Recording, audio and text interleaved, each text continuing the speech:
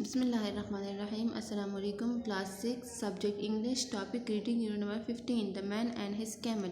So tell me what comes to your mind after reading the title of the story The Man and His Camel. ठीक है. Why are camel used for transportation in deserts? आपने मुझे बताना है, ये as a general question answers हैं. ठीक है, कि जो है आपको इन पिक्चर्स से देख के और इस चैप्टर के नाम से क्या आपके जहन में आता है और आपको क्या लगता है कि कैमल्स को डेजर्ट में ट्रांसपोर्टेशन के लिए मतलब वो आमदोरफ्त के लिए क्यों इस्तेमाल किया जाता है. ठीक है. अमेजिंग फैक्ट अबाउट केमल के बारे में आपको कुछ बातें बताई जाती हैं कि camels are the only desert animals that can carry heavy loads of goods and travel for a long period of time without food or water. Camels जो हैं, ठीक है, उनको सहरा के जानवर कहा जाता है जो कि बहुत ज़्यादा हैवी लोड्स मतलब बहुत ज़्यादा भारी चीज़ें उठा के लेके जा सकते हैं, गुड्स सामान को भी उठा के लेके जा सकते हैं, and travel for a long period और बहुत ज़्यादा टाइम के लिए वो सफ़र पे भी जा सकते हैं without food and water. Even अगर उन्होंने पानी और खुराक भी ना किया हो, उनके पास पानी भी ना हो, तो भी वो बहुत ज़्यादा लंबा सफ़र तय कर सकते हैं. ठीक है. Camels thick coat also reflect sunlight. और केमल की जो स्किन होती है वो बहुत ज़्यादा मोटी होती है. ठीक है. और जो सन की रेज होती हैं, सन की जो शुआएँ पड़ती हैं, उसको वो रिफ्लेक्ट करती है. यानी अपने जो उसकी जो कैमल की जो इनर बॉडी जो होती है, ठीक है, तो वो उसको नुकसान नहीं पहुंचा सकती, उसको अफेक्ट नहीं कर सकती, असर नहीं कर सकती उस पर, which helps to keep save it from over heating. और जो उसकी जो स्किन होती है, जो उसका चमड़ा होता है, वो उसको जो धूप की जो शुआएँ होती हैं, जो कि नुकसानदेह शुआएँ होती हैं, वो नुकसान पहुंचाने से बचाती है केमल को. ठीक है. Camel has long legs that also help to keep their bodies farther away from the hall ground. और केमल की जो लेग्स होती हैं, उनकी जो टांगें होती हैं, वो लंबी लंबी इसलिए होती हैं ताकि सहरा में तो बहुत ज़्यादा गर्मी होती है, जो रेत होती है वो बहुत ज़्यादा हॉट होती है. ठीक है. ताकि वहाँ से जो हीट है वो केमल तक ना पहुँच सके. ठीक है. Now come towards the reading. One day, एक दिन, a man and his camel were crossing the desert. एक आदमी और उसका जो कैमल था, उसकी जो ऊँट थी, वो एक सहरा को पार कर रहे थे. ठीक है. क्रॉसिंग पार करना. नाइट केम, जो रात थी वो पहुंच गई, and it was cool winter night. और वो रात जो थी बहुत ज़्यादा ठंडी रात थी, सर्दियों वाली ठंडी रात थी. ठीक है. The man fixed his tent in the desert. जो आदमी था, फिक्स लगाना, कि उसने अपना खेमा लगाया. टेंट मीन खेमा. ठीक है. उस आदमी ने खेमा लगाया डेजर्ट में, सहरा में. And let down to sleep. Let और लेट किया, डाउन टू स्लीप नीचे आराम करने के लिए. ठीक है. Well he was resting in his tent. जबकि वो अपने खेमे में आराम कर रहा था, रेस्टिंग आराम कर रहा था. ही टाइड हिज केमल आउटसाइड. तो उसने अपना जो ऊँट था उसको बाहर बांध दिया. टाइड, बांधना. ठीक है. सडनली, अचानक, his camel peeped inside the tent. Peeped, झांकना, इनसाइड, अंदर. तो उसका जो केमल था उसने खेमे के अंदर झांका अचानक से. What is it? ये क्या है? The man asked. उस आदमी ने पूछा. मास्टर, कि मेरे मालिक. It is very cold outside, के बाहर बहुत ज़्यादा सर्दी है. Please allow me to put my head inside your tent. कि मेहरबानी करके मुझे इजाज़त दे दो ताकि मैं तुम्हारे खेमे में सिर्फ अपना सर अंदर करूं. The camel said. उस केमल ने कहा, उस ऊँट ने कहा. The kind master took pity on the poor animal. वो जो काइंड मास्टर, जो रहम दिल मालिक था, टुक पिटी, उसको रहम आ गया, ऑन द पुअर एनिमल, उस बेचारे जानवर पे. एंड एग्रीड, और वो राज़ी हो गया, टू द केमल्स रिक्वेस्ट. उस केमल ने इल्तिजा की थी.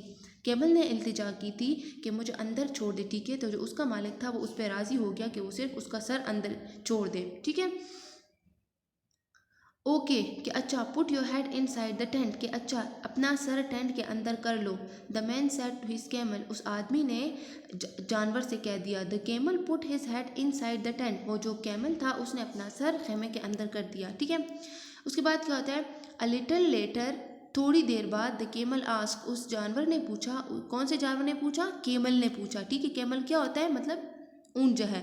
मास्टर, के मालिक, माई नेक फील्स वेरी कोल्ड, कि मेरी जो गर्दन है उसको बहुत ज़्यादा सर्दी लग रही है. Please let me put my neck inside your tent as well. कि जो मेरी गर्दन है उसकी बहुत ज़्यादा सर्दी हो रही है, तो मेहरबानी करके लेट मी पुट, मुझे अंदर करने दे, माई नेक, मेरी गर्दन, इन साइड योर टेंट, तुम्हारे खैमे के अंदर एज वेल, उसको भी, कि मेरे गर्दन को भी अपने खैमे के अंदर आने की इजाज़त दे दें। Once again the master allowed him to do so, एक दफ़ा फिर जो उसका मालिक था अलाउड, उसको इजाज़त दे दिया कि ऐसा कर, टू डू सो, कि अंदर करे अपने गर्दन को। नेक्स्ट उसके बाद the camel ask if he could put his 4 legs inside tent, उसके बाद 4 legs जो उसकी आगे वाली जो 2 टांगे थी, ठीक है, उसने पूछा कि मुझे ये 2 आगे वाली टांगे भी अपने खैमे के अंदर करने की इजाज़त दे दो। वंस अगेन एक दफ़ा फिर the compassionate master agreed, compassionate जो रहमदिल था, ठीक है, मास्टर मालिक एग्रीड, वो राज़ी हो गया। The camel wanted to put his chest, then his back, then his hump inside the tent. उसने क्या किया, वो जो केवल था वो चाहता था कि मैं अपना चेस्ट, अपनी छाती, ठीक है, देन हिज बैक जो उसकी कमर थी, एंड देन हिज बम्प, और जो उसके बाद वाला जो हिस्सा था, जो पिछले वाले पाँव थे, कि उसको भी मैं टेंट के अंदर कर लूँ, ठीक है। The man agreed to all this, वो जो आदमी था वो इस पे भी राज़ी हो गया था। This went on and on, और ये बात इस तरह चलती गई। द केमल आस, उस केमल ने कहा, उस केमल ने पूछा, एंड हिज मास्टर एग्रीड, और उसका मास्टर राज़ी हो गया। यानी केमल जो कहता गया तो उसका मास्टर उसके साथ, उसका मालिक जो था वो उस पर राज़ी होता गया। Soon the entire camel was completely in side the tent, और बहुत जल्द ही वो जो एंटायर पूरा का पूरा जो केमल था, पूरा ऊन था, वो टेंट के अंदर आ गया। But now the tent was too small for both the master and the camel, और अब जो है वो जो टेंट था वो बहुत ज़्यादा छोटा पड़ गया दोनों केमल और उसके मालिक के लिए, ठीक है, क्योंकि केमल भी पूरा का पूरा अंदर आ गया तो दोनों के लिए वो जगह बहुत थोड़ी सी पड़ गई।